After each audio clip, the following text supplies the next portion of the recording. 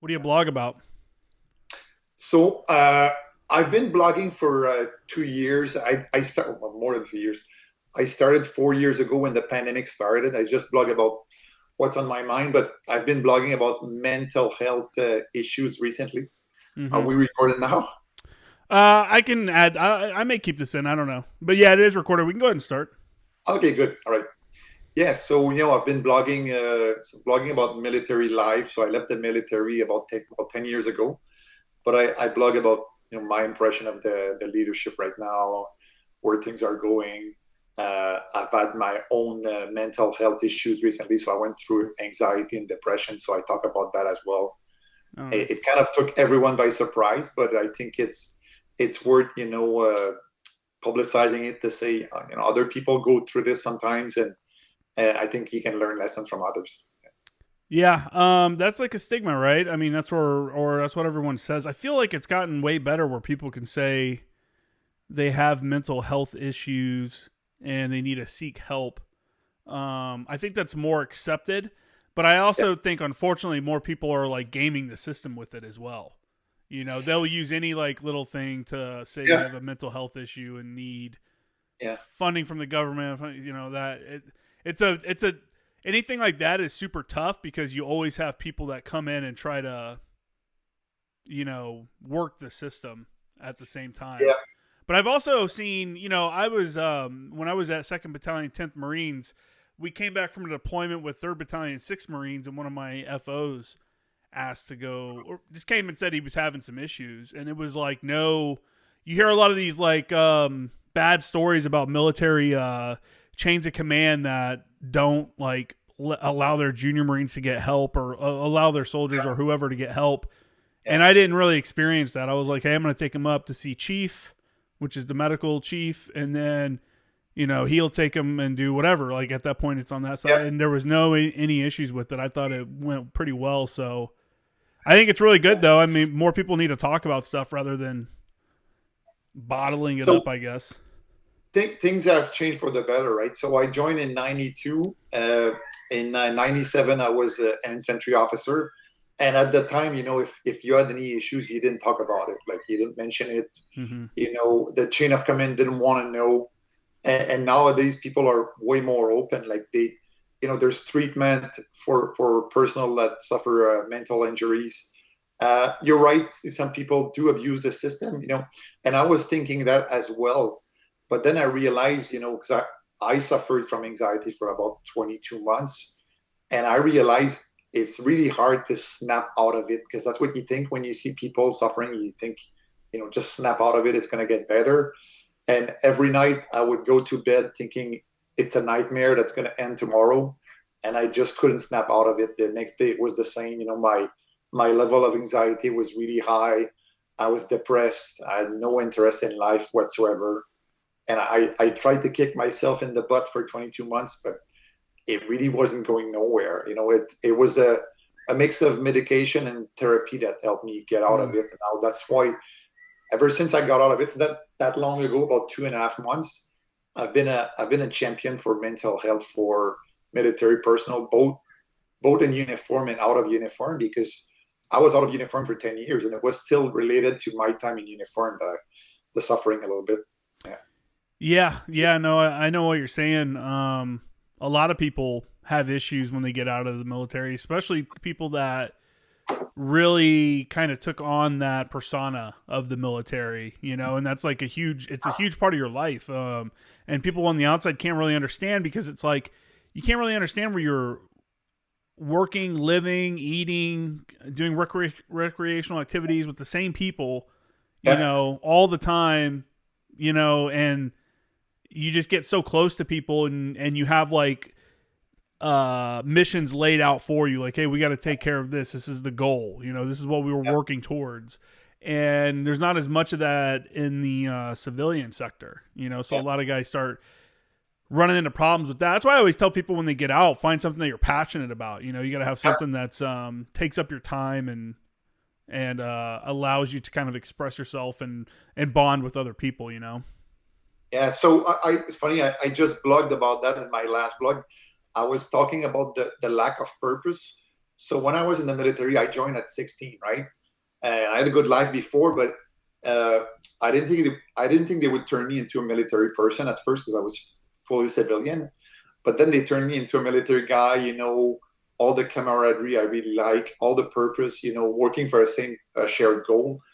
And when I left, I did a round the world trip with my three kids at the time for 1 year. Mm-hmm. So traveling around the world gave me purpose. I felt like I was moving. I felt like I had an objective.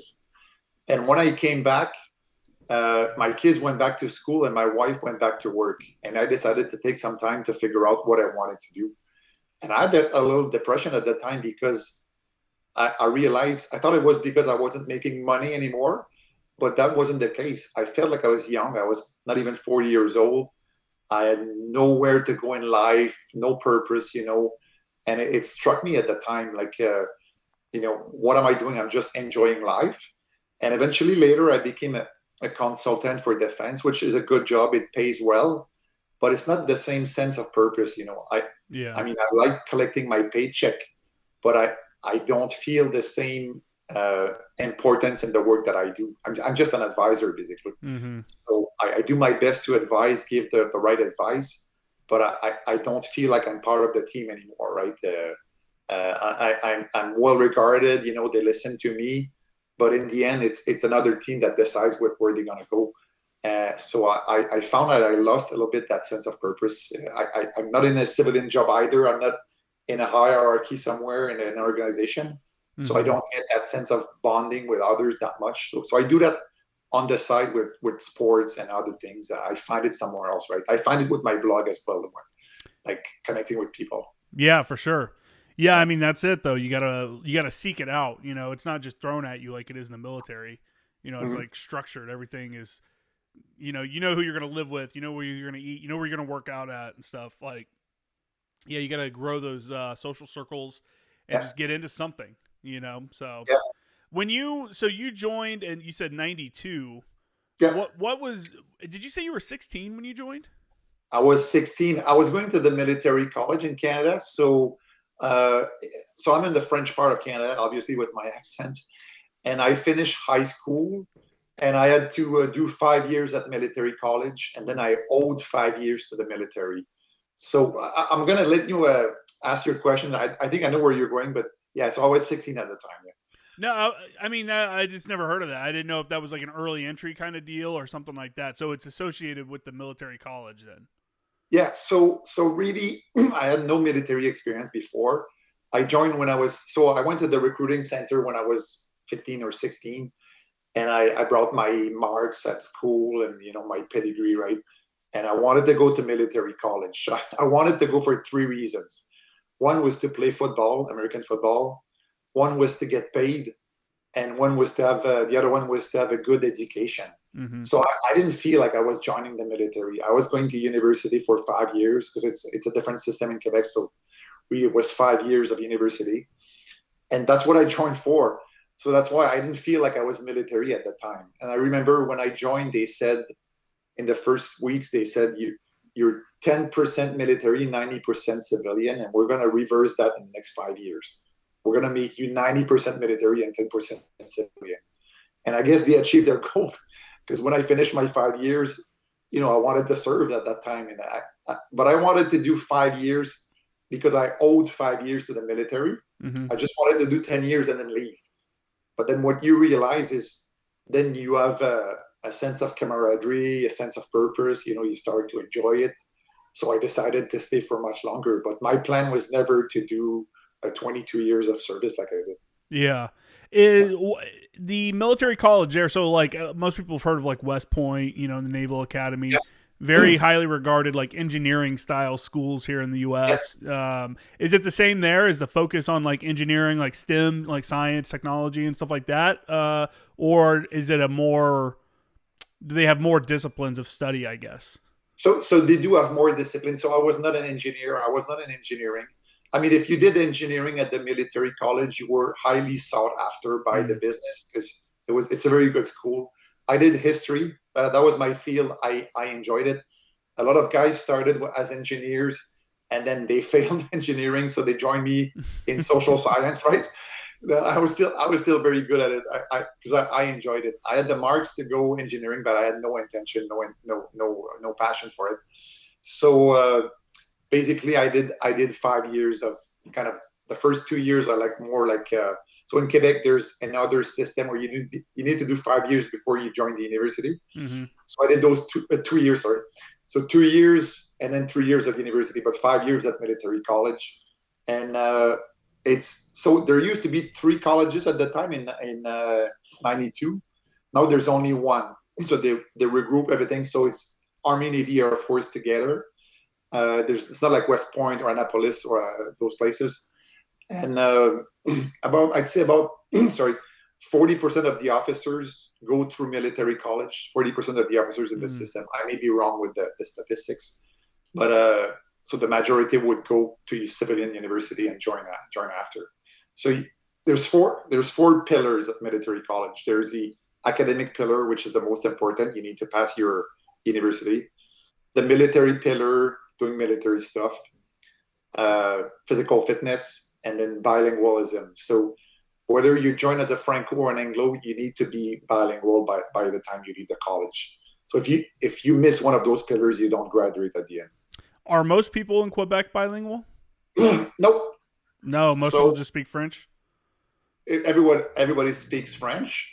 There are Anglophones living in Quebec as well. Some of them speak English. Some of them speak French. Some don't.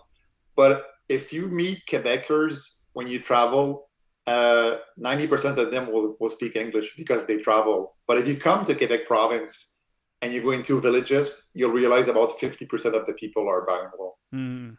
When I joined, I was not bilingual like I am right now. So I was lucky. My father was an English teacher, so I was better off than many other kids. But I'd never worked in English, never practiced really much, never studied in English. So at military college, I did my study in French, although I got 1 year of doing my study in English just for the scholarship it gave me. Mm. So I got better, but I've been working in English almost ever since, because depending on the trade you have in the military in Canada, if you're in the Navy, it's mostly English. I was an infantry officer with a French battalion, French Canadian battalion, so I spoke French. But then when I joined the intelligence world, I started using English all the time because our allies are the US, the British, Australia, and New Zealand. Yeah, Five Eyes. Yeah. Five Eyes. Yeah, it's interesting. That's one of those interesting things about Canada, right? Is that one territory is a completely different language than everybody else. It's like its own. Yeah. You guys really celebrate that identity in Quebec, right? Yeah, so we're proud of our French origin. And I can be honest, I'm out of the military, but there's a saying that the French and the English culture are like two loneliness. It's like an old wedding, that they still live together, but there's not a lot of relationship between the two. Just seriously, that's what it is. Sorry, just a second. That's okay. Yeah, that's really interesting though. I always thought that was kind of funny. I've never been to Quebec. I've only been to, what's that spot right across from Detroit everybody goes and parties at? All the Americans come up to Windsor. Yeah. So yeah, I was in Windsor. We didn't cross to Detroit because people said it's dangerous to go to Detroit.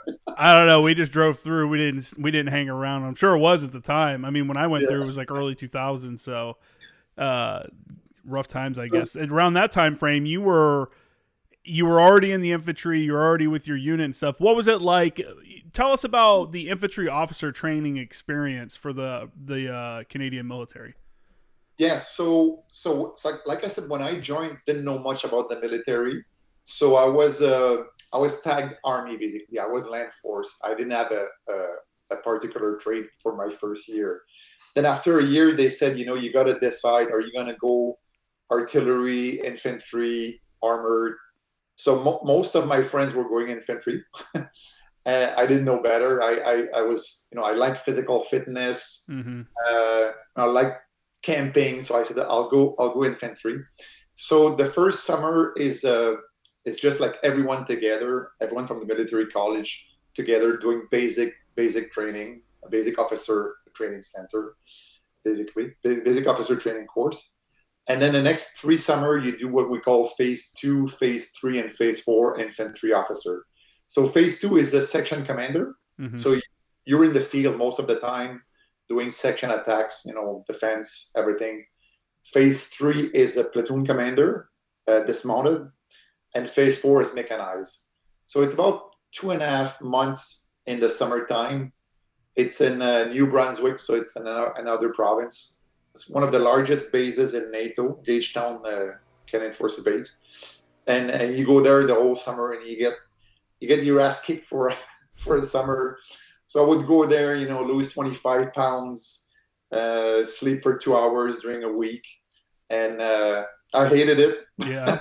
But I had the sense I was learning, though. I mean, no one really likes the infantry phase, but I remember at the end of phase 3, the attrition rate can be high. Like my phase 2, we lost 50% of our guys, and phase 3 a little bit less. But I remember at the end, I felt like I was a warrior. Like I felt like I would go to war with these guys. Phase 3 was the toughest one because you're dismounted, and phase 4 is mechanized, so you get some rest. But phase 3, I remember I felt like I was a warrior. Like things had changed. I was becoming aggressive, which was not my case, let's say, when I was younger. Yeah.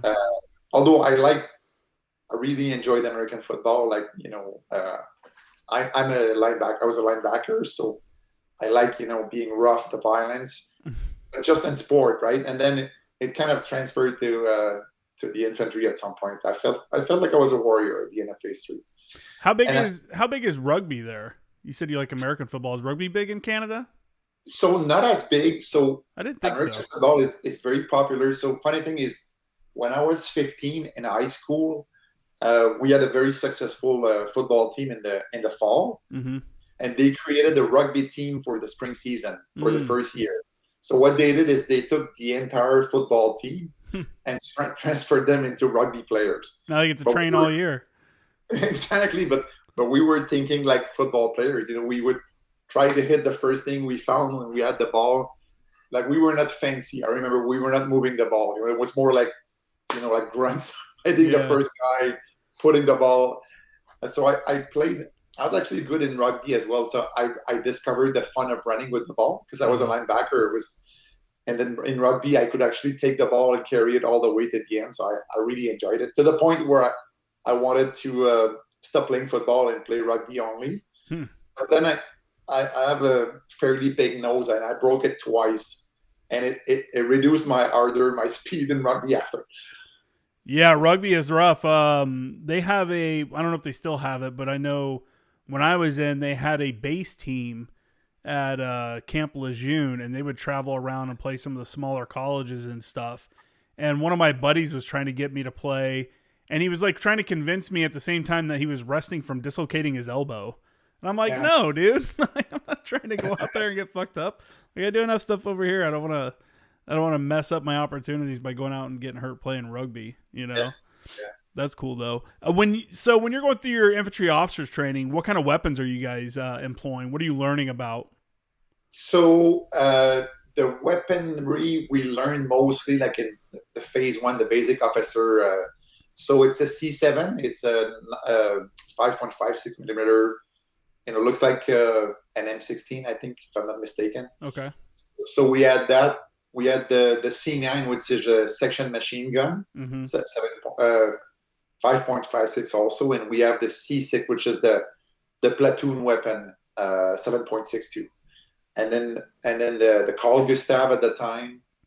That's the type of weapon we had, and then in the mechanized infantry, when we do phase 4, we had the old M113 at the time.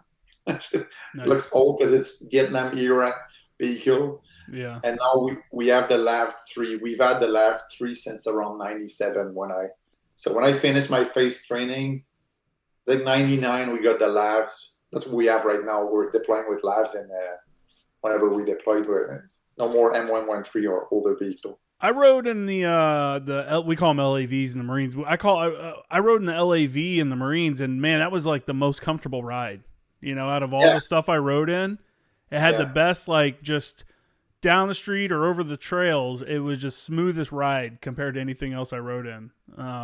It is, but it doesn't go everywhere like the track vehicle, right? Mm-hmm. So I remember because we did many trainings before going to Afghanistan, before going to Bosnia as well, and we were the first to use the LAV, the LAV, and so we had to learn like what to do on a company attack, right? What do you do with your LAV? Like you now have a 25 millimeter cannon, which is very precise compared to the point of the 50 cal on the M113.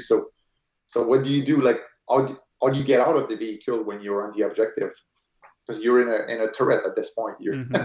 So we had to learn all this. It has changed since then. Like I left the infantry in 2004. I actually left the battalion in 2002, but I stayed infantry until 2004. But when we deployed to Afghanistan, like I was there in 2007, 2008, we had the LAV, we had the Coyote, the recce vehicle, so a smaller version of the LAV. Mm-hmm. It is very comfortable, and it's huge, it's massive. I was at a demo the other day, and there's a new version that's even bigger. I think it's a big target personally on the battlefield. Well, I mean, as we've seen, the last couple of years with the whole Russia, Ukraine, and different fights, this drone warfare it's not negating armor, but it's making armor super vulnerable.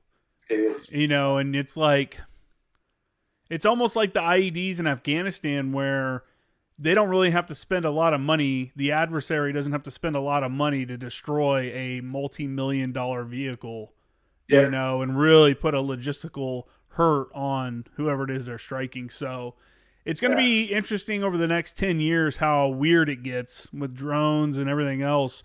And also with watching the shifting of tactics, to counter these kind of threats and stuff like that. In Afghanistan, we had air supremacy, right? So we had no danger coming from the sky whatsoever. But I happen to teach at the NATO soft school in Belgium, and we talk a lot about A2AD, anti-access area denial, like how difficult it is to get in a place and stay there with all the weaponry, all the radars. It will never be the same as Afghanistan and even Iraq, right? The future wars, like even we're seeing it in Ukraine, as you mentioned, how big vehicles are vulnerable on the battle space. Like I think tactics are going to evolve a lot, and we should be paying attention to what's going on in Ukraine right now. Yeah, for sure. And soon that evolution is going to continue into the airspace. I mean, there's already drones and stuff like that, these anti-personnel drones, and there's these S2 drones, these intelligence drones and stuff. But now we're testing fighter jets that are flown by AI, that are basically flying drones. So at some point, I don't know, it's just going to be a bunch of robots fighting each other out there. It's going to be kind of wild. So I was at a big trade show for the military about 2 weeks ago. I mentioned it when I saw the big vehicle, but I was sitting at a spot. It was the company Rheinmetall. So they had a 50 cal mounted on a vehicle, but everything autonomous, right? Like a robot. And I asked, can it engage? Like, what's the sensor to shooter link, right? Mm-hmm. And they told me it can do everything. With AI, it can detect the target, engage, no human in the loop. In Canada, so it's a big no-no. No one wants to talk about that. I know in the US it's different. I know in many other countries, they're looking at that technology. And as you said, it's going towards fighting against robots, really. Yeah. Well, I mean, I think we're exploring it because you have to, right? Yeah. Because anyone that has the capability is going to explore that option. I don't think that many people want that or agree with that, where you can have a weapon system that is completely autonomous, and identify and take out targets on its own. I don't think that's something that a lot of people are okay with, but we'll see how I don't know. Where do we go? The other option is we continue to put people in harm's way to do these tasks, so it's going to be weird, man. That's why I said in the next 10 years, it's going to be a super weird environment. We're we're heading in that direction. It's inevitable, right? That's what you just said it. And we have to face it. We're going to face enemies that are, completely autonomous, right? Sensor to shooter, no human in the loop. Mm-hmm. So what do? Do we put someone in harm's way because of all our principles, or do we do the same? It's a question that we're going to have to answer at some point. So I know in Canada, because I was talking with the head of that industry, and he said no one in uniform wants to talk about it. But you're right, we're going to have to discuss it at some point, because the minute we lose soldiers to robots, everyone in the country will say, why aren't we using robots as well? Yeah. Why are we losing people on this when they're not on the other side? Yeah, that's the catch-22, right? People don't want you to do something like that, but then if you don't do it and someone else does, then it's like, why weren't you ready? Why weren't you prepared to counter this threat? And it's like, well, you can't have your cake and eat it too, bro. You can't hate on the military-industrial complex and then be mad when the military-industrial complex doesn't come up with a counter because you've defunded them or whatever. Not that they're defunded; they have plenty of money right now. But so that's an issue in Canada. We are being defunded in Canada right now. Canada's crazy, man. I don't want to speak out of turn on the politics there, but there seems to be a lot of people talk about the split in ideas in the United States and how far apart we are on our thinking, hard right, hard left, and all that. Yeah. But it seems like those ideas are way more divisive in Canada. You know what I'm saying? It feels like the politics are way more toxic right now in Canada. Yeah. So I have no issue talking about politics. I'm not in uniform anymore. I know in my time in uniform, we're not supposed to, but so the current government, the Liberal government, has always been seen as defunding the military, doing more with less all the time. But the funny thing is, at the next election, it looks a lot like the Conservative will take power, and they're into cutting everywhere. So the Conservative have always been better for the military, typically, but they want to reduce the cost of government. So whether we're liberal or conservative, it could be like Democrats and Republicans, we're going to face cuts in the military anyway. I think we're either 13,000 people short or 16,000 people short in uniform right now. I'm a consultant, so I can fill that gap, but they're cutting on the consultant as well for optics reason, right? So the military doesn't have enough personnel to do what it wants to do, because it doesn't have enough people in uniform and cannot bet on the consultant because they're being cut as well by the government. So, but I'd say we're not going in the right direction, I can tell you. What are the benefits of joining the military in Canada? I mean, in the U.S., we enjoy, once we leave the military, even after 4 years, you get the GI Bill, our education bill that covers education for 36 months and housing as well. You can get VA disability based off of any kind of injuries that you may have had while you were in service. Is it similar in Canada? I mean, there's business options or opportunities as well. So it's not as big in Canada. So I lived in the U.S. for 3 years. I was an intelligence liaison officer at the U.S. Defense Intelligence Agency, so DI in Washington, D.C. And, some people won't like that, but there's a lot more respect for military persons in the U.S. than in Canada. I don't know how many times I was in a Canadian uniform. I would go out in D.C. and people would say, thank you for your service. You don't get that a lot in Canada, let's be honest. Everyone who's been in the state knows the difference. Yeah. In terms of the benefits, so when I joined, you could get a lifetime pension at 20 years of service. Yeah. You needed to serve 20 years. Now it's up to 25. I think it makes a big difference because your value on the market always reduces as you get older, right? If I left I could have left when I was 36, so really young, and I could be employed somewhere else.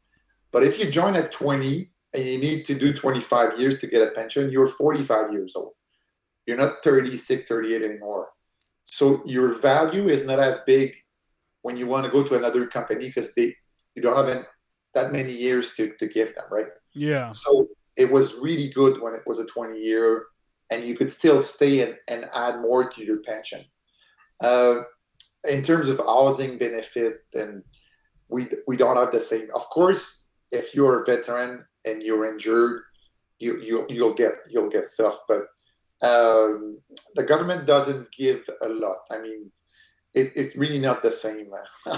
I'll keep it like that because I know some of my friends won't like that, but it's really not the same than in the U.S. Yeah, no, I mean, as much animosity that we get sometimes in the U.S., the overall support of the military is still pretty high. I think a lot of people understand that it has a role and that there's so many families and stuff whose situations have improved from joining the military and taking advantage of again, like the education benefits, the VA home loan to purchase a home, rather than where a lot of people have to find 10%, 20% of their home value to put down to purchase a home. Yeah. If you use the GI bill the VA home loan, you don't have to put down a down payment. They can just go straight into getting a house. There's a lot of good benefits to it. And so I think in the US that's not surprising to hear that I would also say that most veterans in the U.S., when someone thanks them for their service, they kind of cringe a little on the inside. It's like, okay, so don't make it weird. They do, but we're not used to it. So I really appreciated that. I mean, yeah. I felt like people didn't even know I was Canadian. Even though I had my flag on the side, I felt like they were taking me as one of their own, which I really enjoy. Right. But so you understand the military. So when I joined in '92, the military in Canada was very much seen as a peacekeeping formation, right?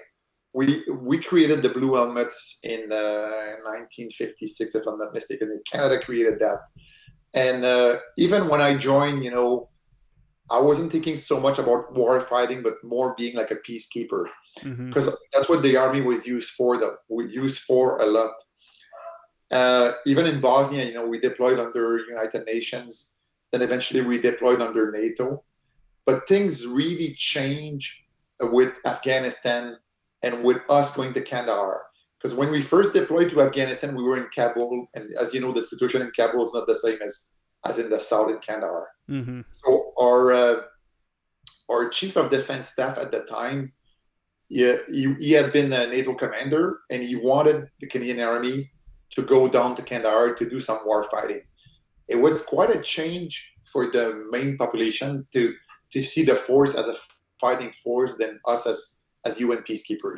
Like from the inside, it was great. The change was great because we were then equipped, trained, did everything for war. But it used to be a lot was towards peacekeeping. Even if we were getting ready for war, most of the mission and most of the mentality was, well, we're going to be peacekeepers somewhere. I'm looking up on my bookshelf for a book. I bought a book from a Canadian. It was about the Canadian military, I believe in Kandahar, about one of the big battles that would happen there. I think it's like Task Force Lion or something. I can't see it up on the shelf. So the big battle, I think you're referring to Lions of Kandahar. I think the big battle is up Medusa, maybe. So it's interesting because my boss right now, so I work for the Intelligence Command. And the commander of the Intelligence Command is a 2-star. He's an infantry officer. And he's one of those war heroes of the Battle of Medusa, where they fought the Taliban just west of Kandahar city. So my boss, is a 2-star, but he was a major at the time. And he was surrounded by Taliban. His company was surrounded by Taliban fighters. And he was offered the QRF. And I think he told the HQ not to commit the QRF. That he didn't want to put people in trouble. He was gonna get out on his own, and that's what they did. So I think that's probably the biggest battle we had in Kandahar at the time. Yeah, the Canadians definitely came through. Over in Afghanistan and stuff. That people tend to forget. It wasn't just the United States there. There's a huge NATO contingent. There was a whole bunch of other. I think there were like Swedes, Norwegians. There was all kinds of, you'd run into all kinds of people out there, depending on what you were doing and stuff. Yeah, and Regional Command South, like the southern portion, was Australian, Canadian, Romanian at some point. The British were in Helmand Province, seeing a lot of fighting to the west of us. So there were barely any American, and actually in my region there were barely any, except for South guys. I don't recall seeing that many U.S. uniform at the time. Yeah, we had some. We had the Royal Marines adjacent to us in our battle space. They were like right next to us, so we would contact them. It was funny; they would reach out to us if they saw a IED in place or somewhere along like the edge of their battle space of their, and if it was like close to our, close to us, they'd call out to let us know because our rules of engagement would allow us to strike somebody in placing an IED, but it wouldn't let them. And I remember one night when that happened, I'm just sitting there in the command center and I get a call and it was like, I don't want to do a British accent, but it was like, oh, we have an IED in place over here. And I was like, oh shit, I'm like, I'm getting my people all spun up. He's like, all right, well, have a good night. And then just like hangs up and I'm like, all right, let's do this. Yeah. It was always good working with those guys. In the South, there was the Regional Command South. It was very multinational. So the Canadians were in Kandahar, the Brits were in Helmand, and eventually the Marines came back. The Marines were in Helmand before it came back. Mm-hmm. The Australians were in the province up north, but it was really like a multinational command. But it's funny because every nation was doing what they wanted to do, and the regional command, which should have been overseeing the entire region, was playing in between, in the scenes, right? Because they didn't want to tell the nations what to do. So they would say, oh, we're going to use, so we would get the Gurkhas sometimes from the British, right? The Gurkha regiment. And they would use those in districts where we never went. Mm-hmm. And to me, it was a complete waste of troops because we were just west of Kandahar city, like, Jesus Christ, Zari and Panjwai districts was where the Taliban started basically a long time ago. So we saw a lot of fighting and we wanted more troops there. But the regional command didn't want to get into Canada's shores or Australia or British. It was something to see. Yeah, it was not super effective.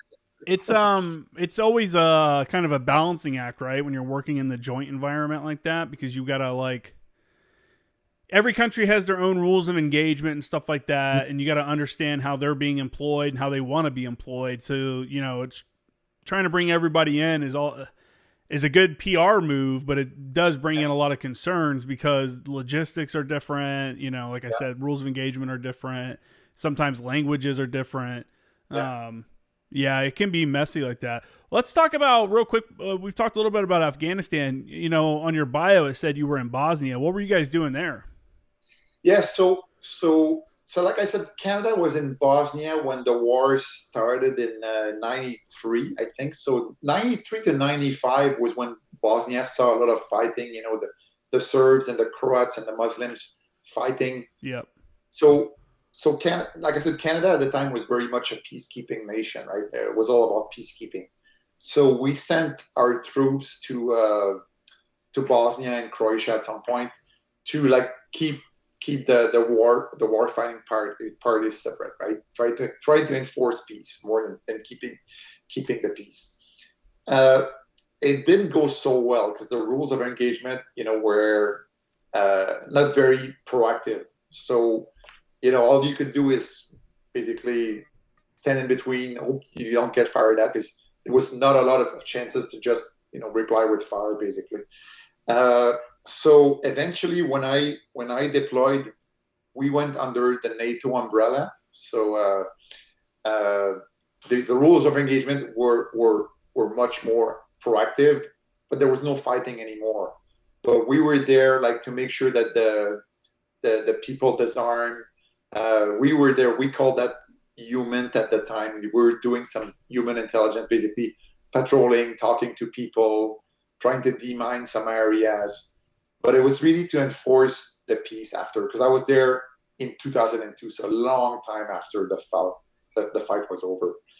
Even the guys deploying in 96, even that was more quiet. But in 93, 95, they saw heavy fighting. I mean, it was a bloodshed in Bosnia. Like there's the Srebrenica massacre where a lot of Muslims who got massacred, and I mean, there was a lot of suffering. The guys witnessed a lot of suffering.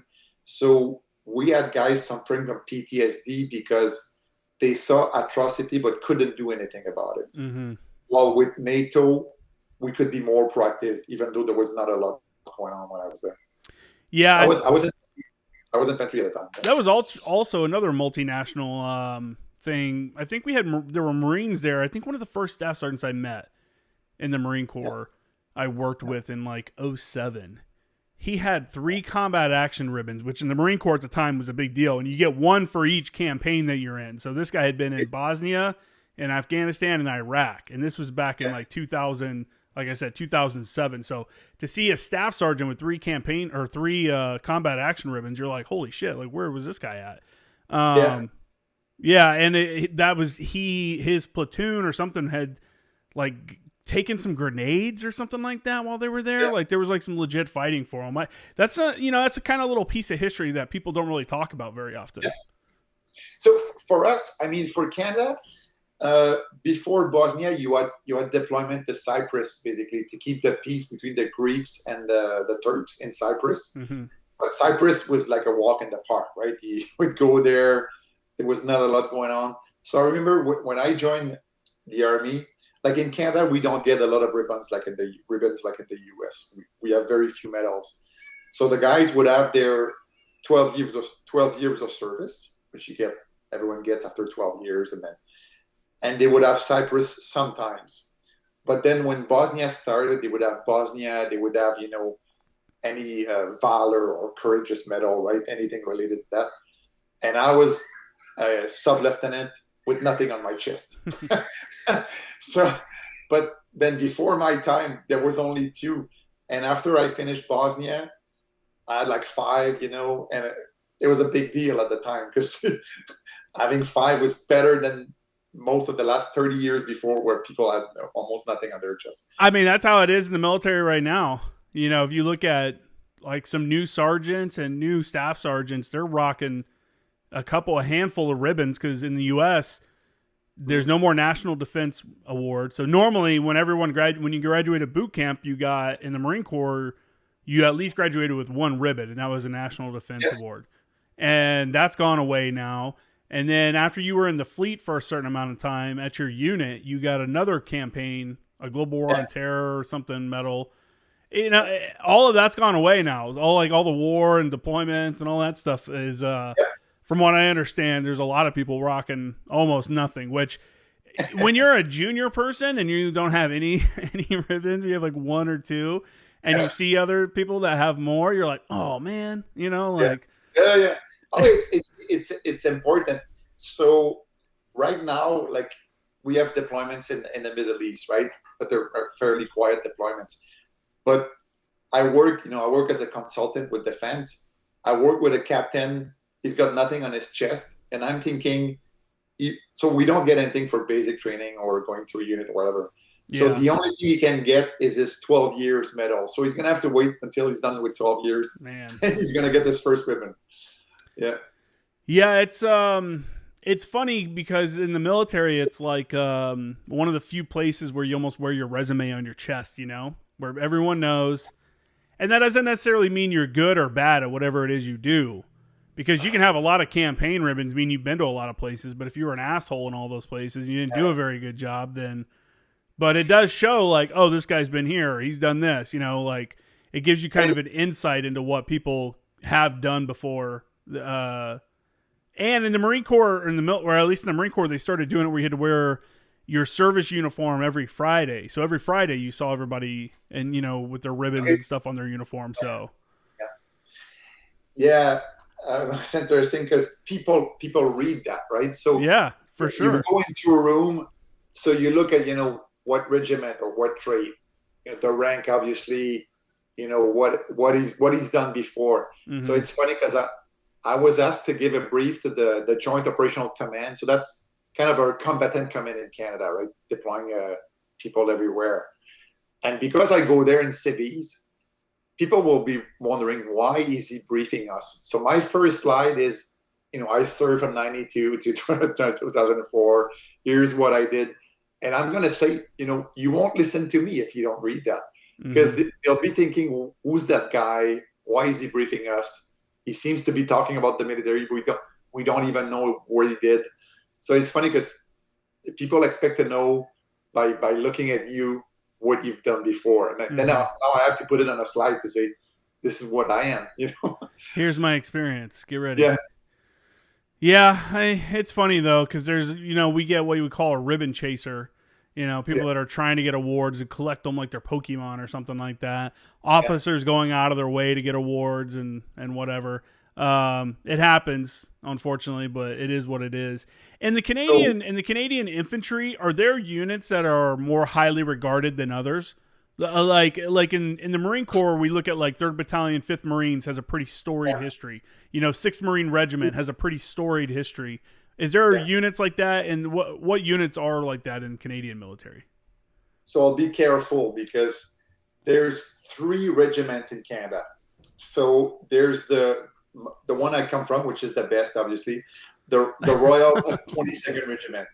So it's the French Canadian. It's the only French Canadian regiment in the forces. There are other regiments from like armored and artillery that speak French, but we are very proud of our origin being the first. We used to be a battalion when we were created in 1914. Then it became a regiment. So there's this one in the Quebec province, really, like in Quebec City. And then there's the Royal Canadian Regiment. So that's the Atlantics or Ontario. And then there's the West, the PPCLI, Princess Patricia Canadian Light Infantry. So you can imagine there is a lot of, chest thumping, right, when it gets to infantry, right? I think my regiment is the best. I won't say which one I like to work with, but we tend to prefer one or the other. But they're all really good. We used to have the Airborne Regiment before, but that got disbanded in I think 93 because of some fiasco. So it was not the soft, obviously it was Airborne, but it was kind of the best of the infantry, if you wanted, at the time. But it's been gone for like, let's say, almost 31 years now. But so do you guys not have Airborne infantry anymore? So we do. So what happened is when they disbanded the Airborne, in each of the regiment, the 3rd Battalion is the Airborne one. So I say Airborne. It's more like a light infantry, the battalion, and they have one company that's always that's Airborne. Okay. So one company. So when I was an infantry officer, I wanted to be in the 3rd Battalion. Like that's where you wanted to be. Yeah. But you didn't get to choose when you finish your training. They would send you where there were gaps, right? So I had a hard time just getting my wings, getting my jump course because I was not in the light infantry battalion. I was in the mechanized battalion. Where's jump school at in Canada? So when I did my course, it was in Trenton in Ontario, a small base in Ontario. Just they have planes right there. It's more like an Air Force base. Nowadays, they don't qualify as many people as they did during the time of the Airborne, right? So when I was an infantry officer, it was difficult to get there. It was really difficult because the school is small and you had to be selected to go there. I don't know what it is. Like it's been my last jumps were in 2004, right? So 20 years ago with them. Yeah. I mean, how long does this course last? So it's a 3-week course. It's 2 weeks of practice, in the risers, how to fall, all the commands in the airplane. And then the last week is the jump week. So you need to do 7 jumps to be qualified. And I think you need to do, I think you need 3 in the Hercules, actually. 2 by day and 1 by night with all your equipment, including the winter rackets, the snowshoes, sorry. Yeah. The winter snowshoes, the bag, the backpack, the weapon. So you need to jump at night once, and then you're qualified. But most guys, like me, are qualified and never jump again. Really? Unless you're in a light infantry battalion. Yeah. Do you guys ever get the opportunity to like do airborne operations with like the U.S., like even in training? The Airborne Regiment did that, and I would think the light infantry battalion, the 3rd Battalion, does it, but it's not as common. No, it's not as common, and I don't think it's been used on the battle space either. Like, I mean, when they disbanded the Airborne, we kind of lost all the doctrine and the know-hows, right? That's It got crazy. sorry. I said it's crazy. I know. So it got transferred to the light infantry battalion, but to a very small cadre, if you want. Mm-hmm. Instead of all being in one place, it got into three different regiments, and the three different regiments, although we go through the same basic training, we tend to do things a little differently. Mm-hmm. So I'm sure on the airborne side, the 22s, like my regiment, were probably different than the other ones a little bit. Although they came from the same training, we tend to we have a hard time harmonizing our our doctrine sometimes. Yeah. That's not always a bad thing, though, as long as it's all pretty close, and you can still trust Yeah, that everybody can do the job. yeah, Um, exactly. when how much being Canada, the having all of that space in the Arctic area and stuff like that. How concerned is Canada with possibly future operations that happen in the Arctic space, right? Because that seems like it's becoming a growing area of concern for like battlefield planners. So it's an excellent question, Justin. It's very timely because we had the big policy update for defense was 2017. Mm-hmm. So we did a big update on the type of units we want to deploy, where we want to go, and everything. There was a defense policy update. I'm talking about politics a little bit, but defense policy update just came out like 2 months ago, and it's called The North Strong and Free, and it's all about the Arctic. So we're really like doing a big shift towards protecting the Arctic. Concretely, there's not a lot of changes right now. We've been talking about the Arctic for a long time, but this defense policy update, like that's the main document that defense will follow, right, in terms of procurement, equipment, training. You'll find it interesting that in the infantry we did winter warfare. Mm-hmm. I don't know if you've tried it, if you've done it, but it's really winter. It's really survival more than warfare. I've never done a formal one, but I've done training in Alaska in the wintertime. Okay, so every year when I was in infantry, every January we have to do a winter exercise. So sorry, it's in Celsius, but minus 30. Minus 30 actually is the same in Fahrenheit, I think. Around that number is the same. So minus 30 Fahrenheit, you're really surviving more than fighting at that point. So we would do a week in the white uniform, in the white tents, with the snowshoes, with all the gear that you carry. I remember thinking at that time, this is just insane. Like I'm thinking about, the Russian front, for example, the Second World War, right? Mm-hmm. Like people freezing on their outpost. The same would happen to us. I mean, we would just be surviving, trying to do something not to freeze. It's an unforgiving environment, and it's something you can't just walk into. And I don't know. It's interesting. I don't know how they'll crack that nut on defending, an area, one, so large, so remote, and also so hard to even exist in because of, like you said, that negative. We were in Alaska. It was like -20, -25 or something like that. And going out into that, you just feel the hair on your arms freeze immediately and stuff. It's like it's weird, man.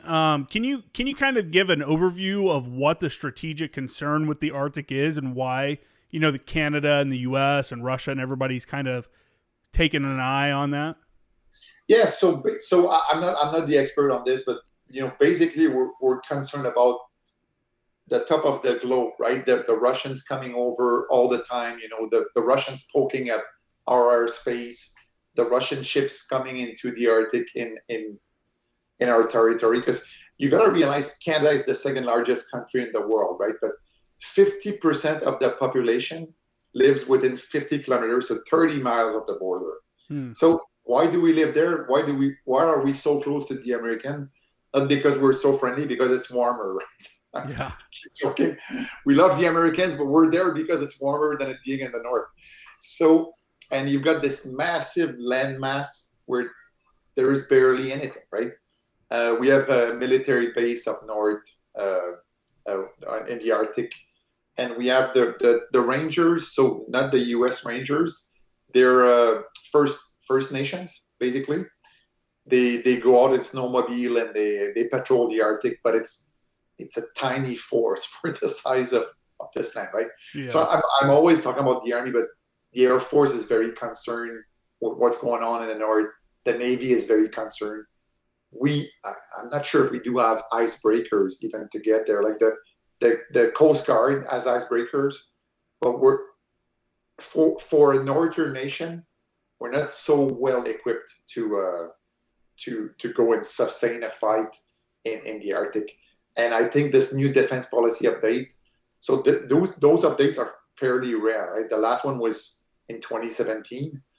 2017 was a big change. Now it's just an update, but it's been 7 years or 8 years. And I get a sense that we're turning towards the Arctic as this is our biggest concern. I mean, biggest with Russia and China and other things.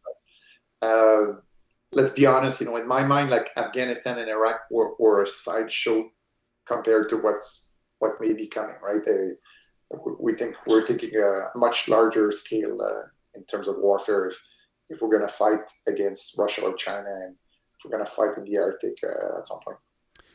Yeah, it's my understanding that it's a big freedom of navigation and a huge, I guess, spot for natural resources, untapped natural resources and stuff like that.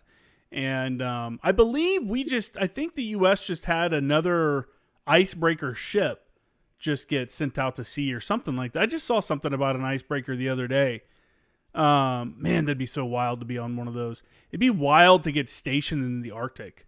That would be, you said there was a small base in the Arctic area. How long, if you get stationed to that, how long are you there for? So that's a good question. So you're posted there for 6 months. I think it's a posting, it's not a deployment. So you're posted there for 6 months. And if you're lucky, you get there during daytime, right? 6 months of daylight. If you're not lucky, it's 6 months of darkness, basically. I've never been there, but I was told in the middle of winter, it's one closed base, right? You don't really wander outside because you could get lost and die. And the guys were telling me you could get a case of 24 beers, put it by the window, just open the window, and it's going to be frozen within minutes, right? Your beer is going to be really cold. That's crazy. So usually when you go there, I think you get hardship payment.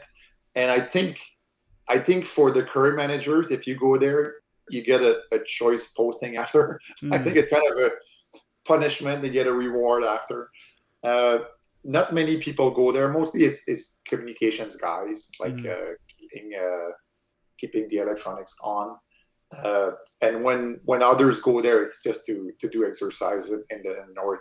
Like we do winter exercise, but in that 30-mile band that I told you about, it's not the same as being up north in Quebec or in other provinces where the ground is frozen and you got to build igloos. I've never seen an igloo in my life, by the way. The snow is not the same as in the north. It's not the stereotype. Yeah, I've never seen one either, actually. I've seen some of the documents on how to build one, in the survival shelters and stuff like that. I think they build them. We have a mountain warfare training center in Bridgeport, California, and they do a winter leaders course or something like that.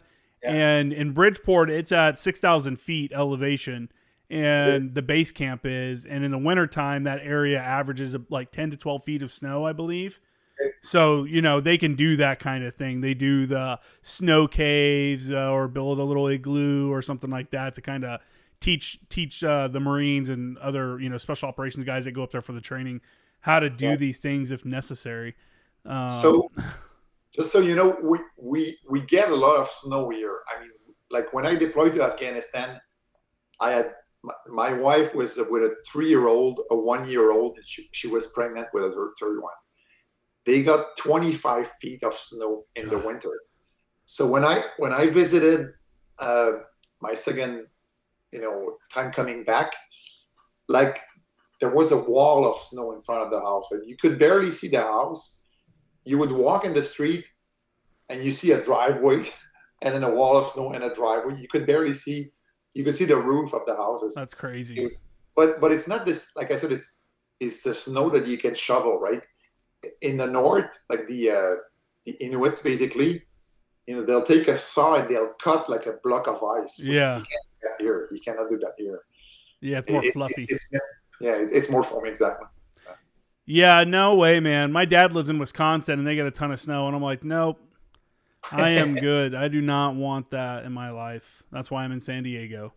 So I'm jealous. I'm jealous about what you just said right there, because I've been to San Diego. I've been to 40 states in the U.S., by the way. Oh, nice. Yeah, but we love winter. Okay, we are a winter nation. Okay, so bunch of weirdos. I was just cleaning my garage recently. We have alpine skiing, cross country skiing, hockey, skating.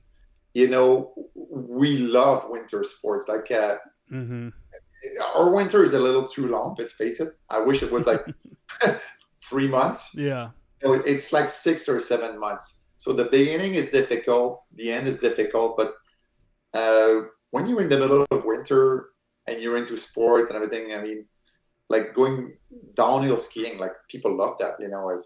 I would miss that if I lived in San Diego, but the problem, so, I'm from Indiana originally, and we get snow and stuff there, but I always told people, like, it snows enough just to piss you off.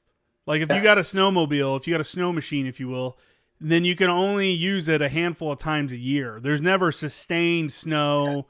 There's never, like, sustained ice for ice hockey. When I was in Alaska, we went ice fishing. Like, that wouldn't be possible in Indiana. States like Wisconsin and northern Michigan and, like, Montana, they can do that kind of stuff because they have, like, that full, deep winter going on. But most places... Oh, I just bumped my wire. Most places in the U.S... I don't know what happened there. I just hit, like, the wire. But, yeah, most states don't have that sustained ability to do winter sports. I will say it's unique here in San Diego because we have the beach, but you also can drive 2 hours and be on top of a 6,000 plus foot mountain and go skiing in the same day. You can go out and surf and ski in the same day. I'm very jealous of California. Okay. Yeah. So, like I said, I took long parental leaves. In Canada, you can do that. You can go on parental leave for months. And my wife and I, with the newborns, we did 40 states. And the place I love the most in the U.S., like California, right, San Diego, and you're super lucky, with the coast, the mountains where you can go skiing and everything. I mean, it's a country in itself. In my mind, California is like a country in itself, and it's everything. Yeah. There's something with it. It is big enough. It has enough people and it has enough resources. It probably could, and it's such a large state. From the northern part of California is very much different than the southern part. The northern part, middle California up, when you're riding the coast, it's more rocky, it's more jagged coast and stuff like that, where Southern California is more beach and what you think of as California. But you go inland and there's all the farms, there's massive farms and stuff like that. You have the mountains, you have like Mount Whitney, we have Mount Baldy up in LA. We have Big Bear, which is not too far away. It's such were you able to go through Tahoe? No. So I went to San Diego, LA, San Francisco in 2 different trips. And I went to Yosemite National Park. Great. I went inland. I went to 29 pounds on a 2-week. That was kind of a waste. No, not for travel. For work. Oh, okay. It didn't feel like California. I was actually there. So I deployed in Afghanistan 2007, 2008, and when I came back, I was asked to go brief to 29 Palms and then Camp Lejeune after, to brief the Marines that were going back to Helmand, to brief them about the situation, because I was in town.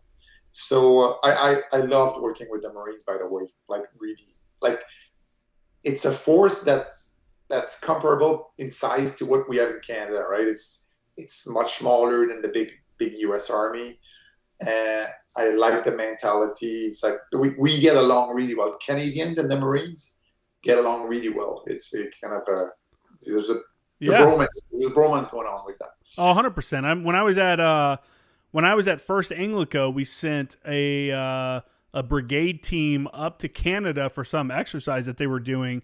I think it was one of your winter warfare ones because the guys that went were like, bro, they dropped us off in the middle of nowhere.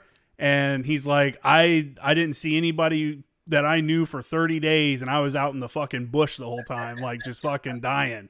He's like, he's like, they had tanks cruising through. It was like some big training scenario in the wintertime. And they said it was super miserable, but also like really awesome training. Yeah.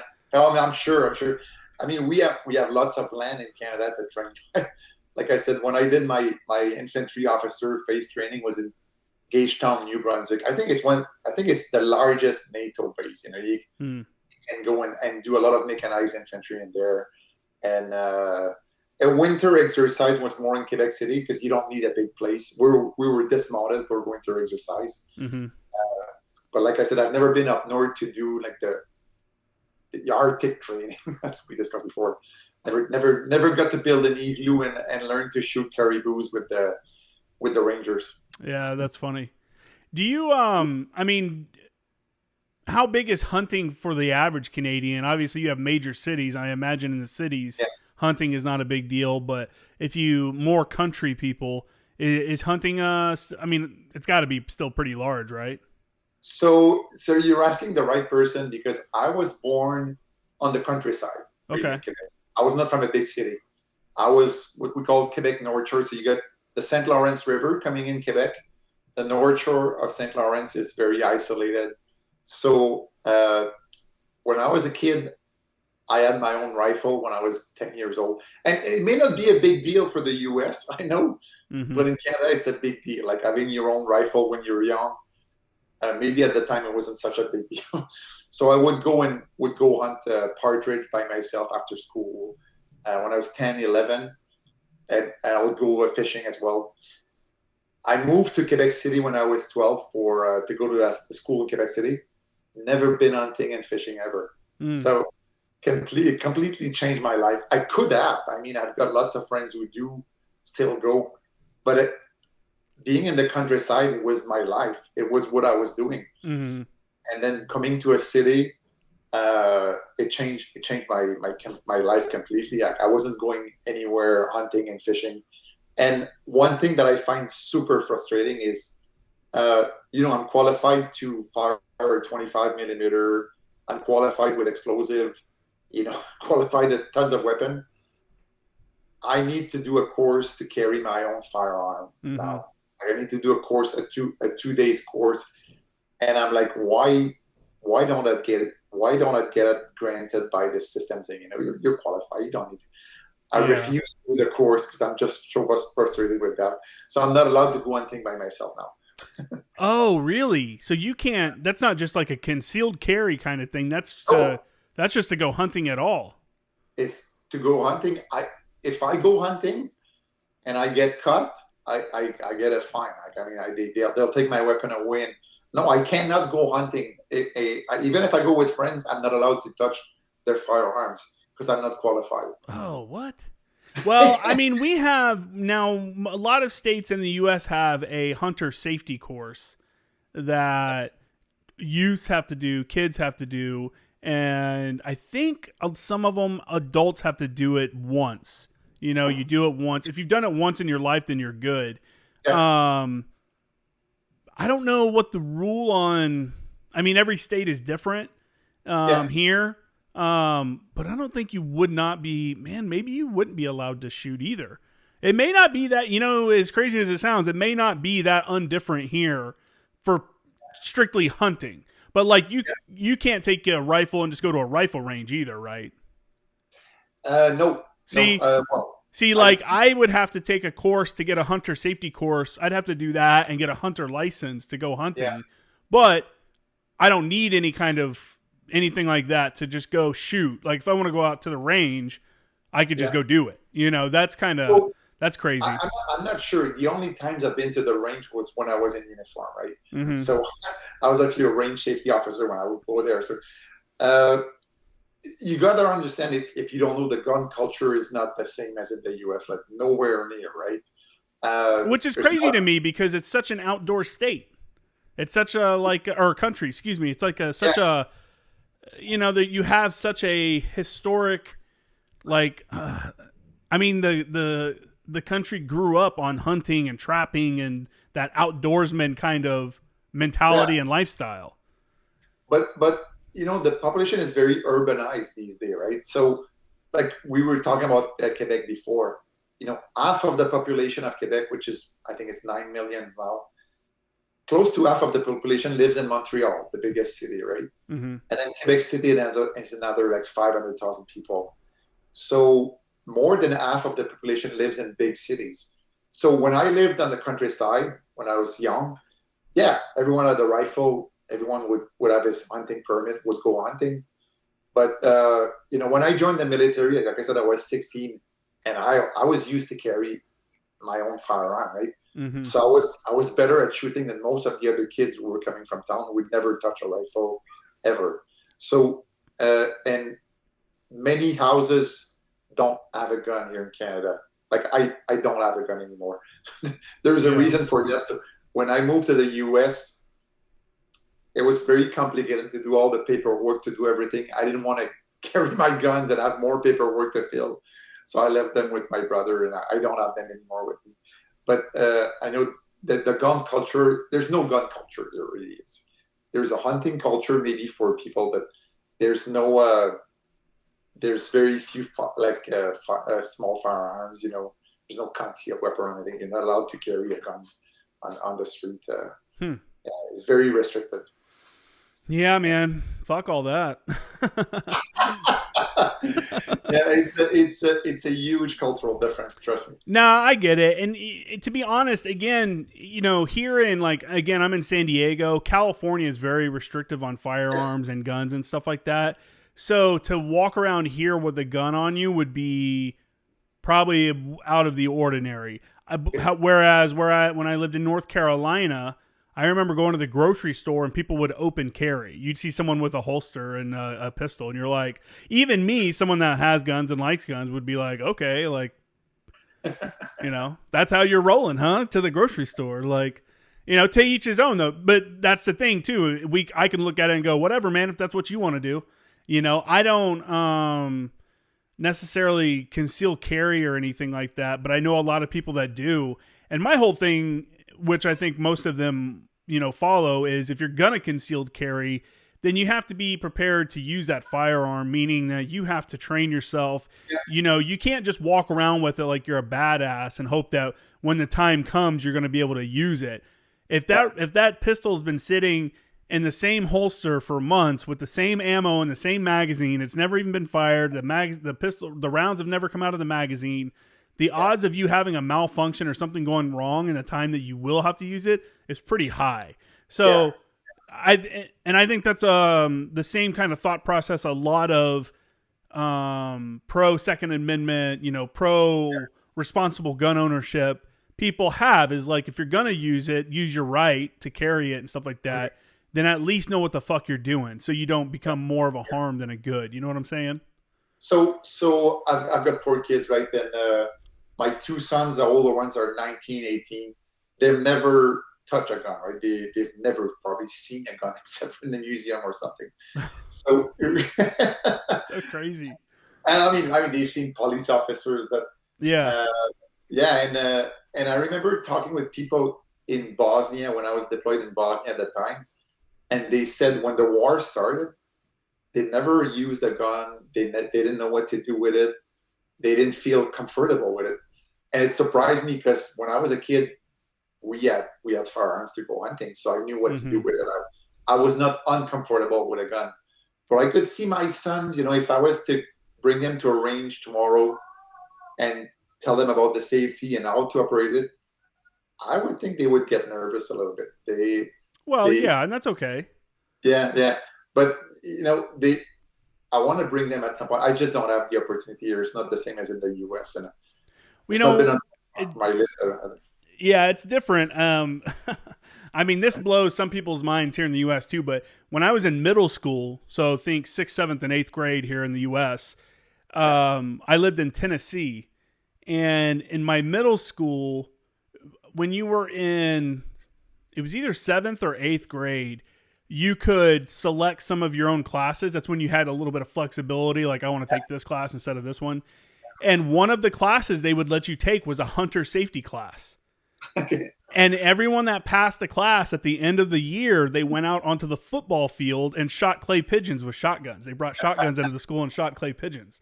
Yeah, yeah. And I doubt that they allow that today, but that's just kind of, there's like a difference there because it wasn't like, there's no glorification of guns or anything like that. It's understanding the tool. It's like looking at it as a tool, teaching someone how to use it properly and safely. Just like I'm not going to hand an air gun, a nailer, an automatic nailer to a 12-year-old without giving him some instruction on how to use it because he'll kill himself or hurt himself.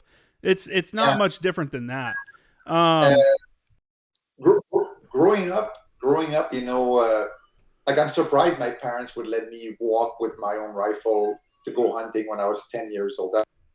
I mean, I'm a parent now. If I was to tell my 10-year-old you can go by yourself and go hunting, I would show him the safety aspect and everything. Like, I don't remember my parents showing me much more than this is where you load the gun and this is what you do and make sure it's empty most of the time unless you're about to fire, and that was it. Like there was no more explanation than that at the time. Hey man, different experiences, different. My parents definitely wouldn't have let me. My dad's not really into guns. My mom, not really. They're not. My dad was in the Army, but he wasn't necessarily into guns. I don't think he really ever owned his own personal firearm or anything. So I never really went shooting and stuff until I was a little older, and I was hanging out with my uncles who were all hunters.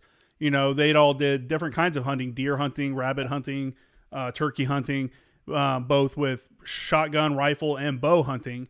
So it was like learning some stuff from them about it. And, when I got older and when I had my son and, I have guns in the home and I want him to understand the seriousness of a firearm. Yeah. When he was pretty young, less than 10, I got him like a Red Ryder BB gun. And we just treated it like it was a real gun. And it was like, hey, if you want to see it, you can see it. You just have to let me know beforehand so I can get it for you. You're not allowed to go get it by yourself. And just kind of, hey, treat every weapon as if it were loaded. Never point, putting those gun safety rules out there.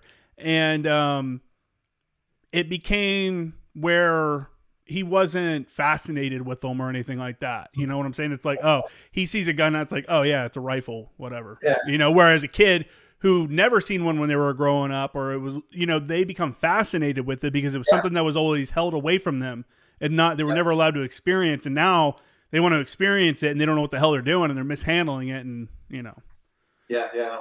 I mean, like I said, you said, I'd like to teach gun safety to my kids, and to teach them what you use a weapon for, right? As you mentioned, but I just never had the opportunity, and they're going to go to university and I'll lose them soon. But yeah, man, that's what happens. Yeah. The other thing too that people should realize is there's a lot of different communities within the gun community. There are people that are hardcore hunters. There are people that are hardcore target shooters. The people that are just like hardcore target shooters. I look at those people just like I do like a dart player or something like that. They're just trying to be super accurate at that thing that they're doing, and that's all it is. They're not using the gun for anything other than trying to be super accurate on that target. And most of the time when they're really hardcore into it, those rifles are built specifically for what they're doing. Yeah. And it wouldn't be really good. Like you're not going to use a hardcore like target shooting rifle for hunting necessarily. Yeah. Doesn't mean you can't, but it's not really built for that, Yeah, there's a lot of communities out there. Yeah, I mean, within the military, do a lot of people are you allowed to own your own private firearm when you're in the military? Not because you're in the military, it's got nothing to do with the military. So But like, can you keep if you have a firearm, can you keep it with you on base or anything like that? Oh, no, no. The only reason you take a firearm out in Canada is to go hunting. Mm. And like I said, it's been a long time since I did that. But there's no privilege going with the fact that you're qualified or anything. It's Which is crazy, right? Don't you think that's kind of crazy?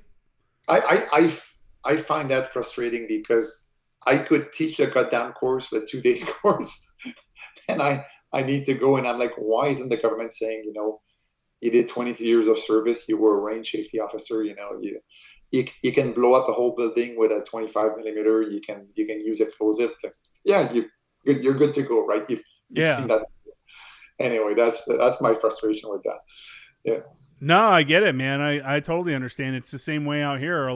For a long time here in San Diego County, you couldn't receive a concealed carry permit, meaning I couldn't walk around with a pistol, in my jacket pocket or something like that, just for personal protection or whatever. It was almost next to impossible to get one. And then I think there was some kind of ruling that happened that kind of changed it.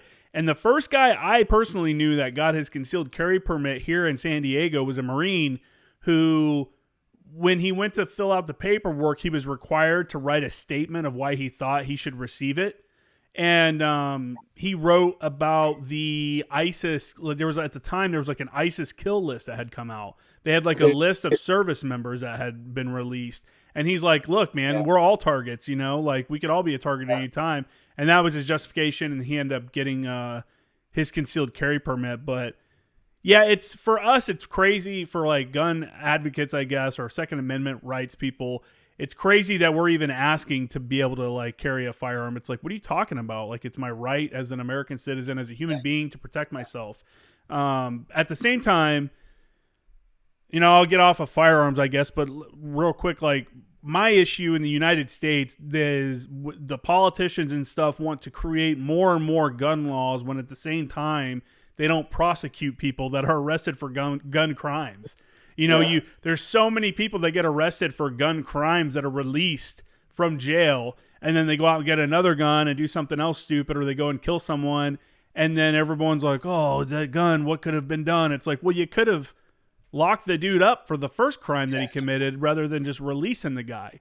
And I think that's the frustration that a lot of firearm users or firearm advocates and stuff like that have, is that we see that there's a ton of laws on the books, a lot that maybe we don't disagree with, some that we do, obviously, but they're just not being enforced properly.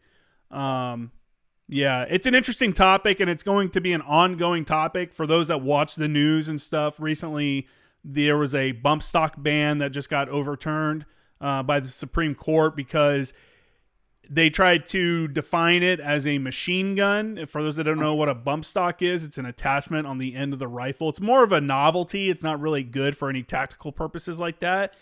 And it causes the rifle, you hold your finger in one spot and it basically bounces the rifle against your finger, the trigger against your finger, and causing it to shoot very fast. Semi-automatic still, you still have to pull the trigger. Yeah, you have to still pull the trigger for each round to come out. So that's why I got overturned in the Supreme Court, because they tried to identify it as an automatic machine gun, but it still requires one pull of the trigger for each round to be fired. So, but that's America, man. We, a lot of us are very much on the side of the slippery slope. Like, the more rules that you add to it, they never take away laws. They only add them. There's never a law that very rarely is there a law that gets enacted and then is repealed down the road. It's almost always just more and more regulation. And, yeah, I don't know. I'm against a lot of regulation in the government in general, and then especially with firearms, but it's a U.S. thing. So, yeah. I remember when we were in Afghanistan, we had I said we had some UK soldiers there with us, and they were talking about how even in Afghanistan, there was a very high, there was a very lock and key kind of way with their weapons and ammo. Like, they had to keep very high accountability of like ammo and everything else when they were in country. Yeah, I was on CAF, Kandahar Air Force Base, Kandahar Air Force Base.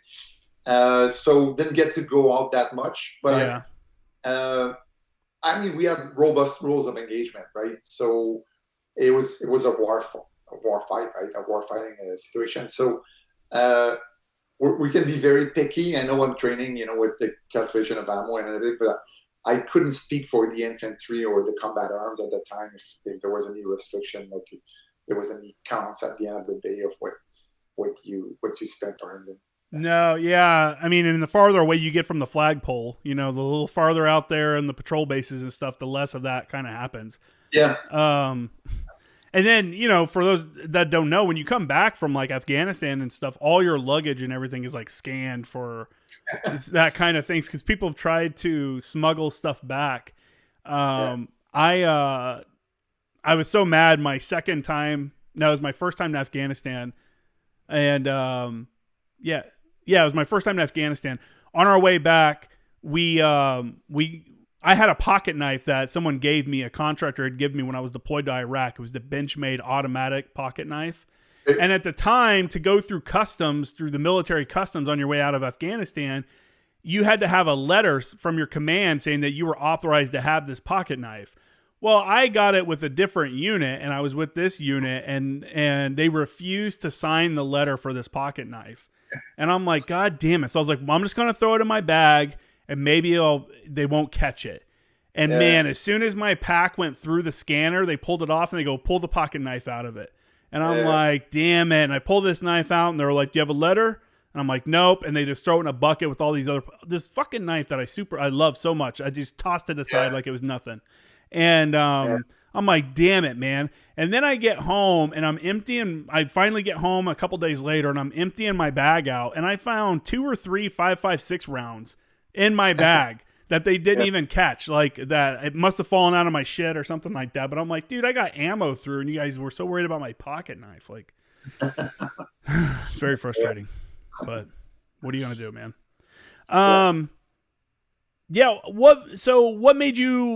What made you decide to call it? You guys can do up to 30 years in the Canadian military, correct? Yeah, 35 years and even more if you're a BGN at the time or if you're a senior NCO. Yeah. So you want to know why I left? My career was going well at the time. I was going to get promoted light colonel at the time, and but the thing is, my wife and I, we met because we love to travel. Like we love to travel the world, and we'd always said that we were going to do a round the world trip at some point with the kids. So when I left, it was really to like go on a tour, leave for 1 year. My kids were 10, 8, and 6 years old, which were good years, because I had to be a teacher on the road, right? I had to give them schooling on the road. So we didn't want them to be in high school. We didn't want them to be too old, so it would be difficult to teach them. They would lose a lot of knowledge. So we said to ourselves, we're leaving this year or we're leaving the next year. So, and there's a lot you need to do, right? You need to secure the money. We wanted to sell a house we owned. We needed to rent our house. So basically, we just picked a date in the summer and we said, we're going to leave on 6 August of that year. And at some point, I was called in my boss's office and I was working with the CANSOF, Canadian Special Operation Forces. I was an intelligence officer. They wanted me to be posted in a unit in CANSOF. And I said to the boss, you don't know, but my plan is to leave this year. So I gave them, you can give them 30 days of warning. I gave them like 4 months of warning. And at that time we prepared everything so we could leave and do our 1 year around the world trip. So that was the main reason. There's always other reasons. I like I said, when I joined, I didn't feel like I was going to do a career in the forces. All I wanted to do was get a good education, get paid, and play football. But then I eventually started to enjoy it and started to stay with it. I wanted to leave at 20 years. At 20 years, I was still happy. I was in the U.S. at the time at USDIA. Then I got posted to Special Operations Forces Command, which was one of my best posting as well. But there was always this dream of leaving, of leaving to around the world trip. So I decided that was it. I had a pension. I was scared of, the amount of money that we would spend, and, how could I gain money when I come back? Yeah. So, that was my biggest concern when I left was, we're going to spend a ton of money and we won't have a job when we come back, like my wife and I. So I went to visit the industry that surrounds military, did some informal interviews. And one of the guys said to me, he wanted to hire me. And I said, I'm still in uniform. And I said, I'll be going for 1 year round the world trip. Like I'll be gone for a year and a half before I come back to you. And he said to me, if I don't pick you, someone else will. And that gave me the little kick in the butt I needed to say, yeah, I've got some value on the market. Yeah. I didn't think I had any value because I've never done any interview, job interview, and you're used to be told where they'll get posted. But then he made me realize, yeah, I can find a job somewhere after. That's awesome. I needed that because it took me 2 years of personal reflection to say, can I leave? Because I had three young kids, and I didn't want to be out in the street after we did the 1 year trip, right? Yeah. Yeah. I met a lot of guys in the military that were at like 10, 12 years and weren't necessarily having a good time anymore, but didn't have the confidence to get out. Because you're right. You're taking a huge leap. You're walking away from a guaranteed paycheck and a job that you understand and you probably feel comfortable in, and going out into the real world. And I remember when I decided to get out and I started telling people like, yeah, I'm getting out.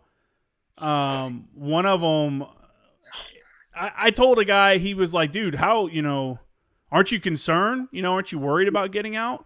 And I was like, man, I know a lot of morons that are making it back home. So if I get out and my plans fail, I'll just go back home and like work in a factory or do something, life is going to go on. You know what I'm saying? It took me a little bit to get to that mentality, but you have to kind of, if you want something, you got to go get it. No one's going to give it to you, and you can sit around and dream about the stuff that you wish you had, or you wish and all that stuff like that. But you got to get up and go do it yourself. And you got to understand that there's not always going to be a guide to lead you along the way.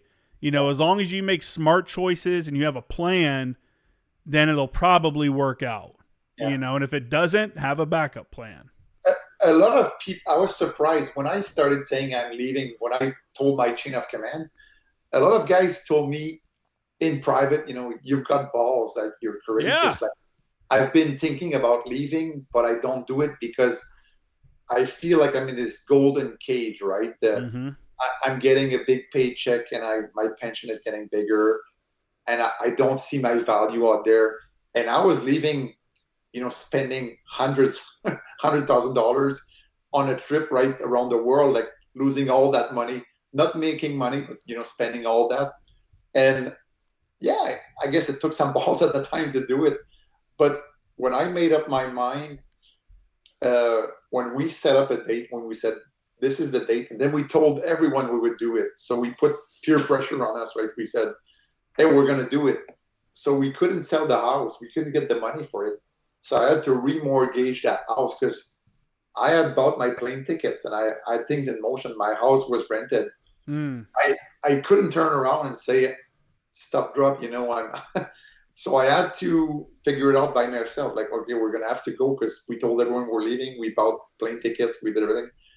And I'm super happy I did it. Like, if, it was a once in a lifetime experience. Yeah. I will never regret that. I mean, even though it cost a lot, like the kids, it just opens their mind, right? No, 100%, man. And that period of when you're leaving the military is a great period for people to, it's one of those forks in the road in life, right? And you really decide which direction am I going to go. If I'm leaving the military and I want to stay in the military realm and become a contractor, I can do that. If I want to go into law enforcement, I can probably do that. If I want to go to college, I could probably do that. There's a lot of options that are there. And I think these once in a lifetime adventures like you're talking about really show their opportunity when guys are getting out. There's that window of time before they're really committed into something else where they can do something like that. I know a guy, he's been on the show a couple times, named Cameron Langland. He's a former recon Marine, and when he got out, he met another dude, and they got an RV and traveled around the U.S. And then that dude, the other guy, was in a wheelchair, and he stayed in the U.S. And Cameron kept going for almost 3 years. And he drove all through South America, Mexico. He's been everywhere. For 3 years, he lived in an RV and he was picking up people. He used some kind of backpacker app where he's picking up people from all over the world, and they would split gas money for a week while they got a ride to whatever part of South America, until he got him, a job in the federal service and stuff like that. And now he's doing like his regular job. But it was like, dude, you really took grasp of that opportunity and made the most of it. Yeah. You know what I'm saying? And just went and saw, because like once you have a family and kids and responsibilities and a mortgage and all these other things, it's less likely that you can go and do something like that. It just makes it much more difficult. No, you're absolutely right. I mean, I had 22 years of service. I had a pension. I was officially retired, right? Released on the forces. I didn't have a job. It's the only time in my life where I could go and travel for a year. Now, I've got, bills to pay, and people expect me to work and everything. Bastards. But at the time, I had nothing to think about. It was just about traveling. Where are we going to go next? What are we going to eat? Where are we going to sleep? For an entire year. And we were on the move, I'm telling you. So we were supposed to adopt slow travel at the time. We were like, we're going to take our time. The kids had traveled before. We thought we would go slowly. We figured out after a week we didn't like it. We wanted to move. So we would move every 3 days for a year. 3-4 days, sometimes one night only. And we did 21 countries, 4 continents. That's awesome. We had to teach French, English, mathematics to the kid. It was quite something. You know the game, Are You Smarter Than a Fifth Grader? I don't know if you have that. Yeah. In 5th grade, they learn stuff that you completely forgot as an adult. Oh, yeah. My oldest one was in 5th grade, and sometimes he would ask me a question. I'd be like, let me Google that one. I forgot that notion.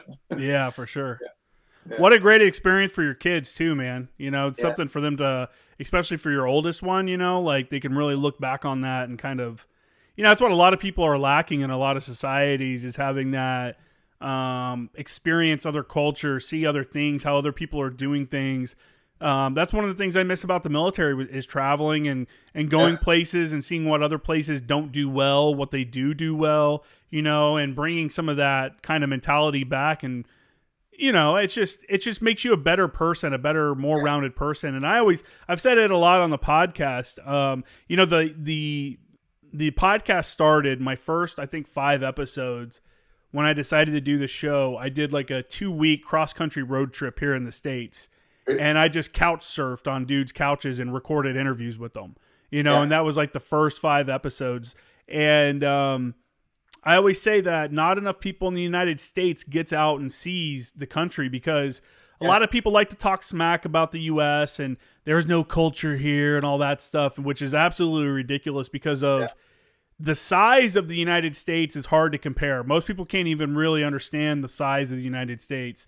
And in that huge size, all the different regions have all their own little mini cultures and dialects and food and and it's just such a. So that's something I always push, is it for people in the U.S. Maybe you can't travel internationally or something like that, but at least get out and see your country some. Yeah, and before I did the round the world trip, like we traveled, like we did 40 states, right? So we're super lucky in Canada for paternity leave. So when I had my kids, I was allowed to go on leave for 9 months. That's crazy. Paid 92% of my salary. Okay, so basically making the same money that I was doing in uniform. And what I decided to do, I'd never done any RVing, like I didn't know about RVs. So we were like, what are we going to do with the babies? We want to travel. So we decided to buy an RV. It was a pop-up trailer at the time. It was a small RV, Yeah. and we bought it in Ohio, and then we traveled all the way to Florida, all the way to California, and back towards Canada for 3 months. So we loved it. The second baby was born, same RV. We crossed Canada all the way to Vancouver, went down to California, and back towards the Midwest, right? Mm-hmm. And then when a third child was born, we did the East Coast with a larger RV at the time. That's why I say we did 40 states. And you got to realize for a Canadian, the USA is a block, right? It's one big culture. It's the American culture that we know. And I realize it's not that at all. Like there's the East Side, there's the West Side, Yeah. there's the New Orleans culture, there's the San Francisco, there's the Midwest. I mean, it's a melting pot. That's what they say, right? But there's differences. There's differences in foods and everything. So I love. I mean, I love the American people. Like traveling in the U.S. was so easy. People were so friendly, and I'll be honest, I did not expect that because the Americans have a reputation outside, right? What? I thought everybody thought we were awesome. I thought the world loved us. I think you're awesome. That's why I took this whole thing to Washington D.C. But at the time, I didn't think the U.S. was that awesome. Like you had George W. Bush in power, and you had this reputation of being difficult on the world stage. So that was the time I visited, and I fell in love with the U.S. people. I mean, like super friendly, super helpful. At the time I had no GPS, right? I had a map. If I got lost, I would just ask someone, and they would almost carry me to my point, right? Yeah. In Canada, you ask someone, they'll say, "Yeah, go there and turn right and left." In the US, it was like, "Hey, how can I help you? I'm going there. Just follow me." And like from day one, it was so impressive. That's awesome. And you probably don't realize it because you live there, but we're a northern nation. We're closer sometimes to Swedish, Norway, like more quiet people. We're in our home for 6 months for winter, right? Yeah. We're not super friendly all the time.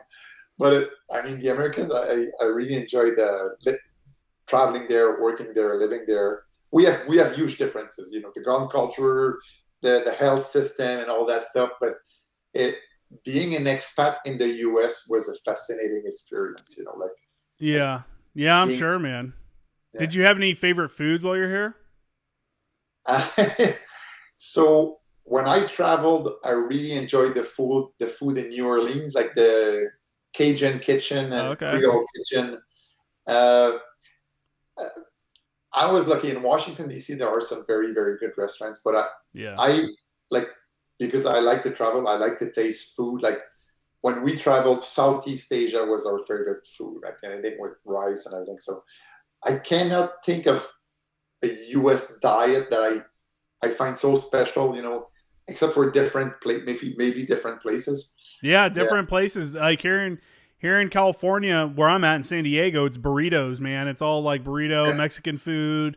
Where I was at in Indiana, it's more like fried food, like your biscuits and gravy, your pork tenderloin, stuff like that. Not a big fan of that. You're not a big fan?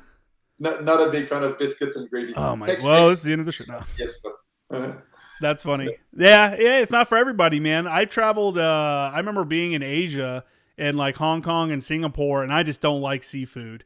And I'm like, man, some of this stuff I just could not. I remember my buddies were eating freaking jellyfish at this restaurant we were at in like Hong Kong, and I'm like, no, dude.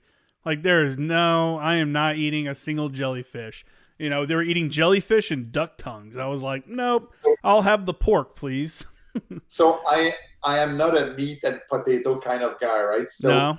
I brought a colleague to Belgium. So I'm lucky, as a consultant, I get to travel, and I brought him in a Korean restaurant. I love Korean barbecue, right? Oh yeah.